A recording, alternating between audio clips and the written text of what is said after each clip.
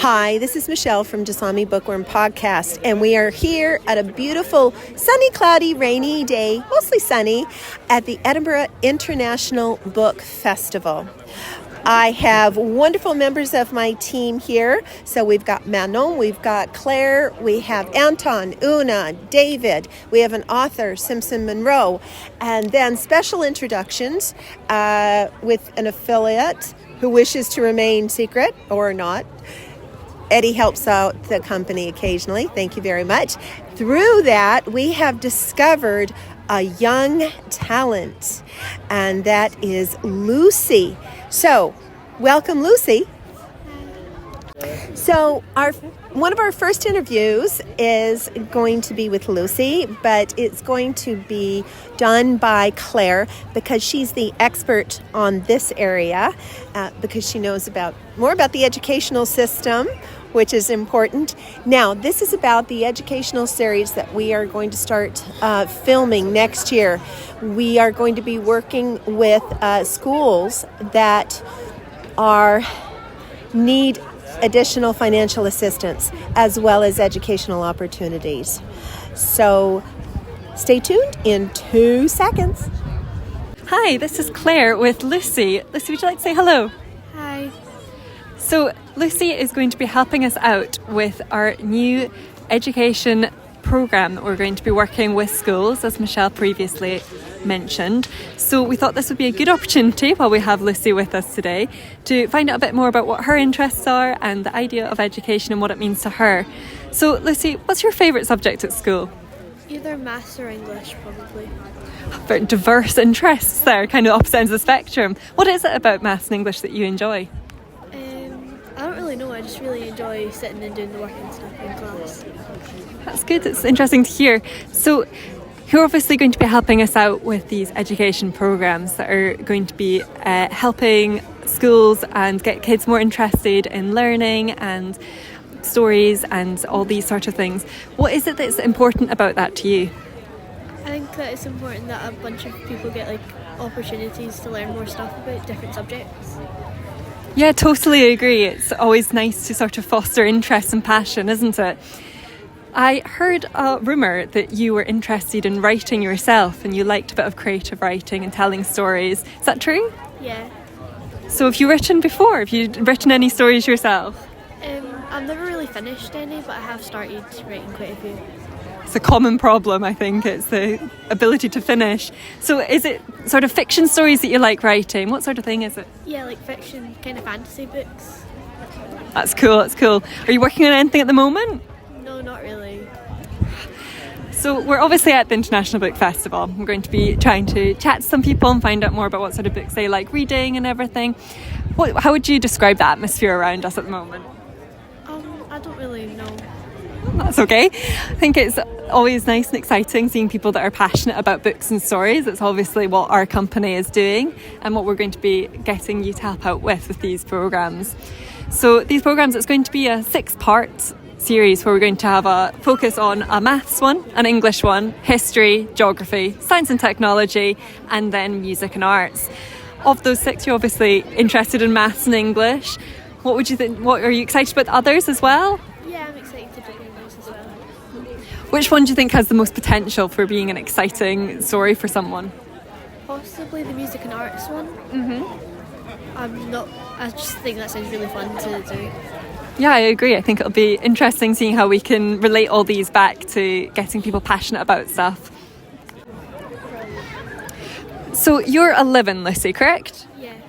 So we're going to be targeting these series at slightly younger than you, and you're going to be one of our presenters and helping to inspire people a couple of years younger. What is it that you think is important for sort of that age 8 to 10 year group? I think that it's learning things but making it more fun, because they could lose their interest really easily, and it's better to make it interesting for them. Yeah, I agree, yeah. So it's going to be important, like you were saying, to make sure that it's exciting and interesting. How do you think we're going to manage to do that? What is sort of your skill set you're going to be able to bring to that? Using different sorts of ways to make it seem interesting, that sort of stuff. Yeah, so I think it'll be making sure that we've got lots of colourful things and, making sure that it's imaginative and exciting. Yeah. What is it it's only been a couple of years for you, but if you put yourself back to age 8, so we say, what is something that you wish that you'd been able to experience at school that you think we're going to be able to impart with these? I feel like different ways of learning more subjects, and in general just learning more things that I didn't get to learn in primary school. Yeah, I agree. Hi, it's Michèle, and this is my turn with Lucy. So, Lucy, as I understand, this is your first Edinburgh International Book Festival. Is that correct? Yeah. What part do you like best so far? Probably seeing the amount of people that are interested in reading and books and that sort of stuff. It is important. Now, I understand that you visited the bookstore and you got a reward. What did you get? I got Getting Away with Murder by Catherine Foxfield. Okay, once you've read that, could you give me a few tips, please? Because that might come in handy at some point in the future. So, I will leave you to enjoy the rest of the book festival, and thank you for taking the time with Claire. We are super excited about the educational series that you're going to be working on over the next year and a half. So thank you, Lucy. You're welcome. Now, we have to give kudos and thank yous to Lucy's grandfather, Eddie, for bringing her into the Jasami life. Eddie, is this your first International Book Festival at Edinburgh? Yes, it is. And what have you enjoyed? It's only been a little bit, about an hour, but what have you enjoyed about it? The podcast with Lucy. That's fantastic. That sounds like a proud grandfather there. So what will you be looking forward to? I know there's some events and such, and you haven't had a chance to explore it. What do you think of the book tent?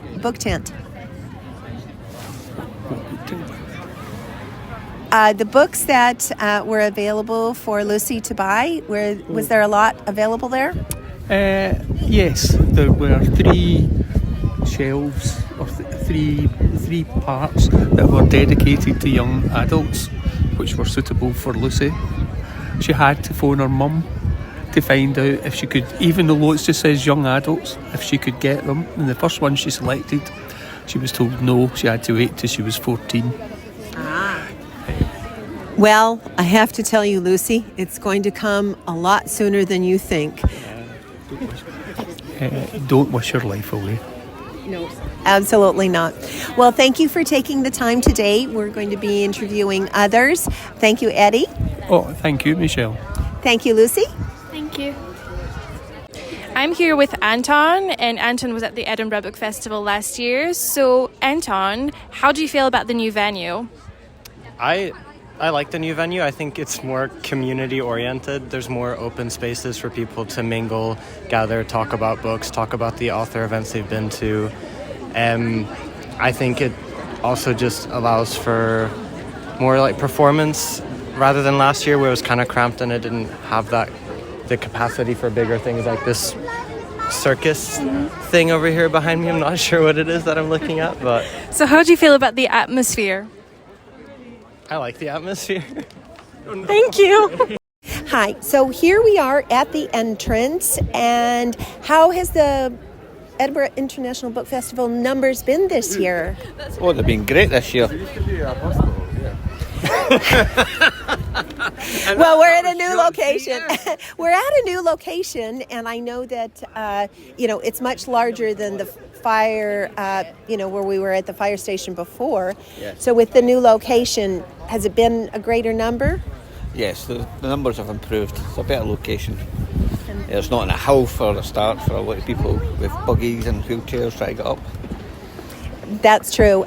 So with it, have there been, and there's a greater number of the exhibitions and book signing and larger marquees and such. What do you think is the biggest difference that you've seen between this year and last year? I wasn't there last year. That answers that question. Well, it's lovely to chat with everybody that's involved in here, and it's good to see about the numbers. So thank you so much. Thanks very much. Hello, this is Manon. I'm here with author Claire Elizabeth at the Edinburgh Book Festival. So Claire, how do you feel as an author meeting other Scottish authors? It's really exciting. Always love being at the book festival. I've been going since I was a kid, and it's always such great energy that you get here. Everyone's really passionate about reading and storytelling. I mean, just right now over to our left, we've got a little kids festival going on. We've got the bookshop to the right. It's just, it's such a great atmosphere. Thank you, Claire. I'm here with team member David. So David's never been to the Edinburgh Book Festival before. How do you feel about it? I think it's cool. I think it's a good place to mingle with different people who all have the same kind of similar ideas about books, and the festival is a good way of actually bringing everyone together. The venue is great as well. It's open plan. There's a couple of places to go and eat for relatively cheap, and all the seats and everything like that are comfy and well placed for everyone to go in. And it's a really good place to get books, get more books. Come to the festival. That's where you need to go, and that's my main tip. You are so right. Thank you, David. Hi, we're here with Una, one of our Jasami team members. Now, she's actually based in Edinburgh, from Edinburgh originally, and so it's always interesting getting a local's perspective on what it's like at the Edinburgh International Book Festival, where there's people from all over the world. What's it like? It's really exciting. It's always fun when the Edinburgh Book Festival is on. You get to meet lots of different authors who don't normally come to Edinburgh. You get to hear them talk, and you get to get them to sign your books, which is fun. And it's just a lovely vibe. Like, there's so many festivals going on in August, obviously, but I still think the Edinburgh Book Festival is the best one. And you just get to interact with so many different people and meet people from all around the world and different authors and buy lots of books. So what's not to like? Totally agree. We're here now with Manon, one of our other amazing Jasami team members, and she's been here rocking the book festival for a couple of days, and now is finally being released from her Jasami duties to get to go and enjoy it as a consumer as well. We've got 2 talks planned this afternoon. What are they, and how excited are you? First of all, I'd like to say I'm very, very excited. So the first one, I'm going to see Professor Alice Robert talk about her book Crypt. So she is going to talk about the different ways that people were buried in history in her recent findings. So I'm a big lover of history, and this one I'm really excited for. I brought my books, so I really, really want to get them signed. And the second one I'm going to is a talk shared by Mona Awad and Genevieve Jagier. So one of them is the author of Bunny and Rouge, the other one for Fragile Animals. And they are going to talk about literary horror and how it's become a big genre, especially for portraying women. And I'm really, really excited because I love both authors. That sounds great. You go around to Fear at the end of this chat, and you just feel very, very lucky to be alive in the 21st century and not the Middle Ages. So the stories in the book are all firmly based in medieval Britain. It's the third in a trilogy in a kind of chronological way that started off with Ancestors, which was about prehistoric burials. I'm slightly obsessed with burials, being a bones expert, but I've got more and more interested in what is in the graves alongside the bones, and we've got amazing techniques now for extracting a huge amount of information from the bones themselves. And it's very interesting doing this with Steve, because he looked at bones as well, but they tend to be a lot bigger than the bones that I look at. So from those graves we get kind of a really lovely kind of microcosm of moments in time. The first book, Ancestors, was all about prehistory, so Paleolithic ancient societies all the way through to Bronze Age and then Iron Age. The second book, Buried, was firmly rooted in the first millennium of history, so that's when we start to get the written word in Britain. And so there's lots of Romans, Vikings, Anglo-Saxons, and as I said, this one moves us into the Middle Ages. There's still a few Vikings knocking around in it though. Yes, there certainly are. I found this book very engaging, as I don't study history. It was a very underdeveloped part of the story. To me, there was so much potential in that mirror, but I always felt like the mother was sort of vilified in the story. She's just, her own anxiety and anger and jealousy is just being reflected back to her in what the mirror says, but I wanted to make the mirror an agent of chaos. I wanted to make him more instrumental in pitting the mother against the daughter, being a more charismatic figure and really emphasizing the maleness. So I made him quite a character in my version, which was exciting to me. Yeah, I find that so fascinating. I mean, it does kind of connect, Genevieve, to your book, with a kind of male, I was going to say love interest, do we want to say that? Sex object. He's fascinating because he's very much what she imagines him to be, rather than kind of complete character. She just purely projects onto him, much like a mirror. So, do you think she's intentionally seeing herself in him? Yeah, so I think when I started writing Fragile, I didn't know I was going to write a dense tome about Catholic guilt, which is kind of hilarious to me now, being like, you didn't know. But then, so in terms of the vampire archetype that's in the book, I wanted to make sure that it was still plausibly deniable in terms of in order to blur those lines between what you believe from the Bible or what you believe of Catholicism and these stories that are given by God and all these patriarchs and so on and so forth, and sort of blur what you could feasibly believe, I guess, in that context of if I believe that 1,000 years ago or however long there was a great sea of blood that was parted, is it so much of a leap for me to then believe in a vampire? And my question was going to be, is Catholicism the most Gothic of religions? Let's talk about the link between Catholicism and vampires drinking the blood of Christ. I think there's a contentious point of horniness probably in the crossover between Catholicism and vampires. I'm aware that Catholic art is very obsessed with the vampire, and I'm how repressed are we all feeling? Oh my God. How repressed are we feeling? Yes, deeply. And I think with Rouge, although it's not overtly about Catholicism, there's such a thread of belief running through it, and how much we want to believe these adverts. And I think much as the protagonist kind of knows he's not a vampire, but really, really wants it to be true, your protagonist, she knows it's a face cream, and it can't actually change her life, but she really, really wants it to. I really want it to. Yeah, I want to. But I love the idea of faith. I think there is something about, that's what they tug on to get us, because I've thought about this a lot, and I do think that beauty is just so bound up in spirituality for us.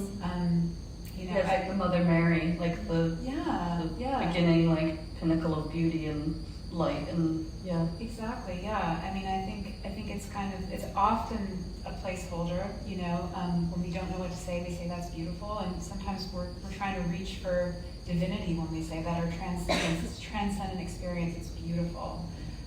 So I do think there's something about faith in there, and in the book, the main character, she's sort of without religion. Well, one of the very interesting parts about the festival, it says, "Welcome to our quiet space."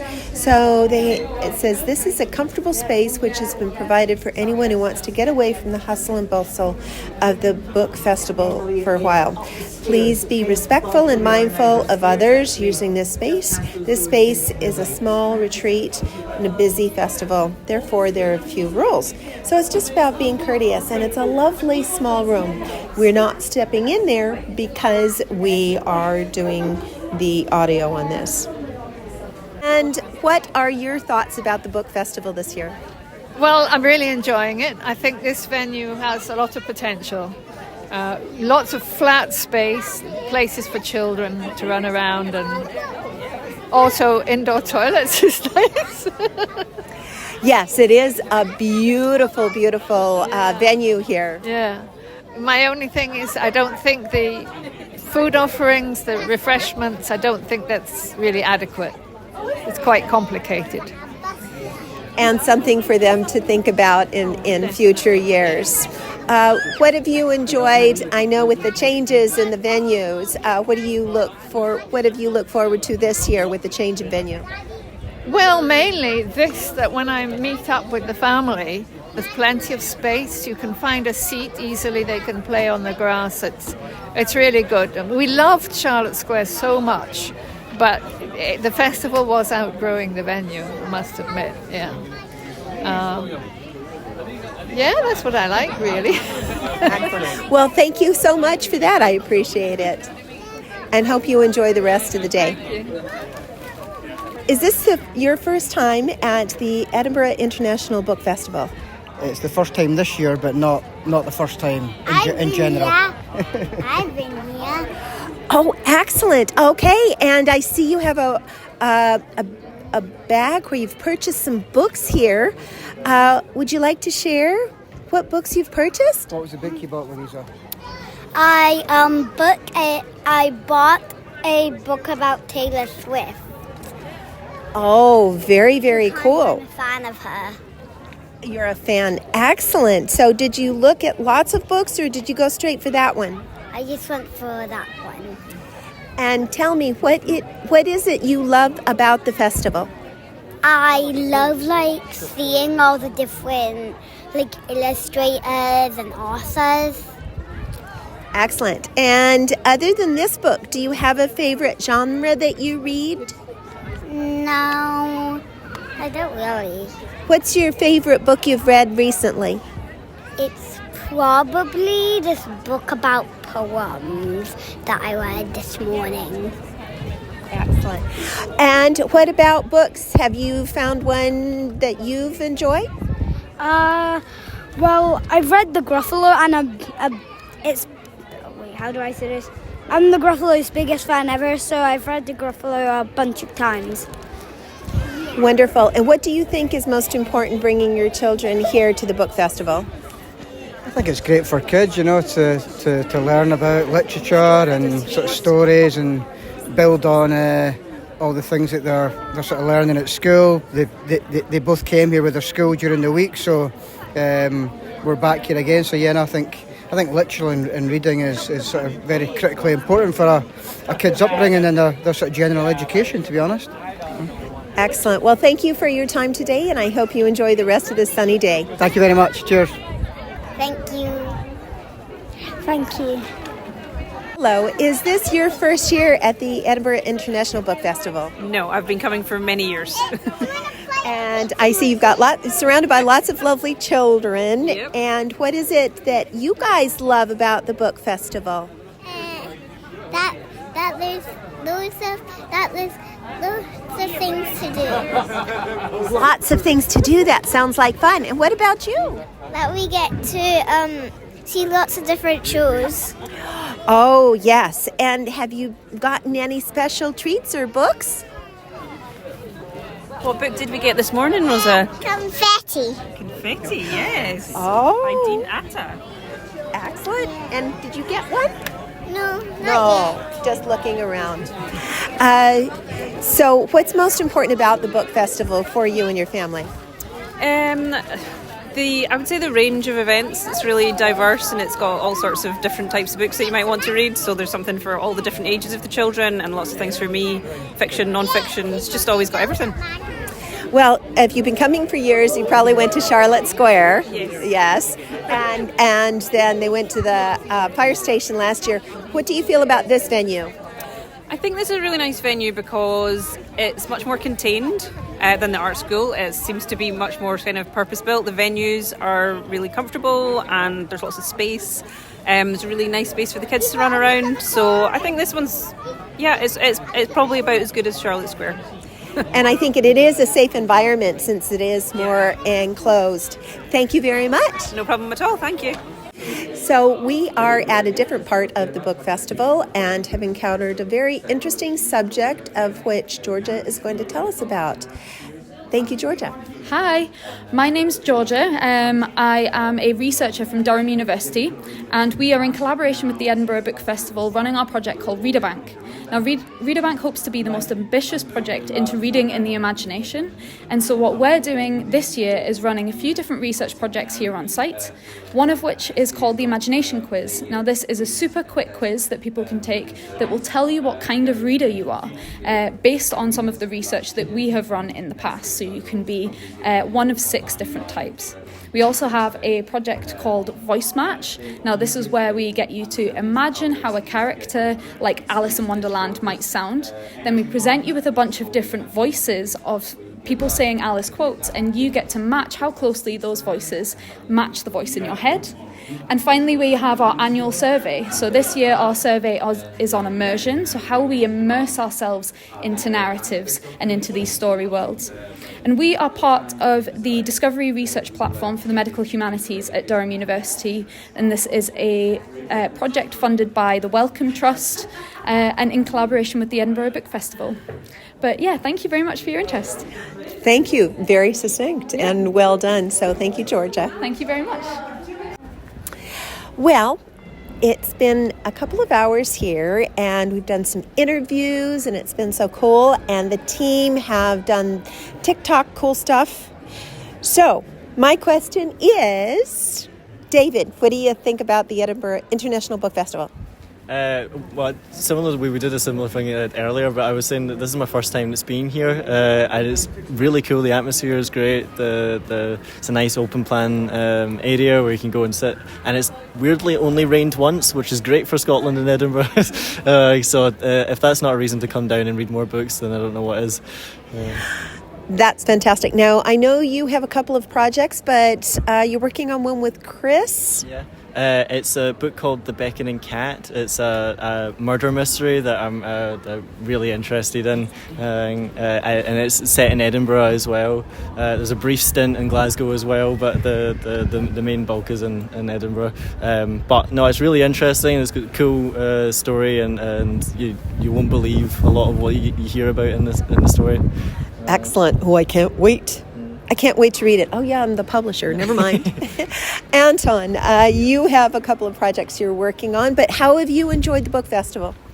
I've enjoyed it every time I've come. This has been no exception. I think it's a great space to bridge that gap between authors and readers, celebrate reading and literature with like-minded people, but also people who have completely different opinions. It's always a great place to discuss, share that love of reading, literature, and to meet with my fellow Jasami members.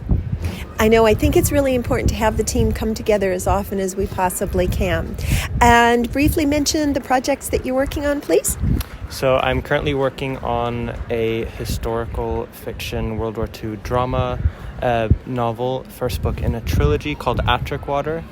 And I am about to start a crime thriller, sort of detective novel called The Door Darkener. I'm excited about both of these projects. I definitely have a lot on my plate, but I wouldn't have it any other way. I know. I have the best team on the planet. I absolutely do. So, Una, you're going to be working on things. How have you enjoyed the festival? I really enjoyed the festival. I grew up in Edinburgh, so I'm used to the chaos that happens every year in August. But it's just a really nice vibe, and it's lovely to connect with other people who love reading as well. And how is it for meeting your other Jasami members? It's been really lovely. It's kind of weird having a person in front of you and not like a floating head on Zoom.